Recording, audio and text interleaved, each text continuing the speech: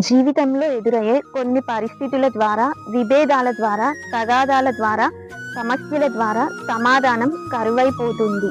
ఆయనకిష్టులైన వారికి భూమి మీద సమాధానం, యథార్థముగా, సత్యముగా జీవించేవారు ఆయనకిష్టులు. ఏ వ్యక్తిలోనైతే యథార్థత, సత్యం ఉంటుందో ఆ వ్యక్తిలో, ఆ కుటుంబంలో సమాధానం ఉంటుంది. ఆయన శక్తిని, పరాక్రమమును, బలమును ఎవరైతే గుర్తిస్తారో వారు సమాధానంగా ఉంటారు. ఇతరులతో సమాధానం కలిగి ఉండాలి. అనగా ఒకరితో ఒకరం, పొరుగు వారితో, కుటుంబీకులతో సమాధానం కలిగి ఉండాలి. అప్పుడే దేవుని రాజ్యానికి వారసులం అవుతాం. దేవునితో సమాధానం కలిగి ఉండాలి. యేసయ్య మన కోసమై సిలువలో చేసినటువంటి ఆ యొక్క త్యాగాన్ని, ప్రేమను జ్ఞాపకం చేసుకొని సమాధానంని కలిగి ఉండాలి. ఎవరి హృదయంలోనైతే యేసు ఉంటాడో వారి హృదయంలో సమాధానం, శాంతి, నెమ్మది ఉంటాది. సమాధాన పడువారు ధన్యులు.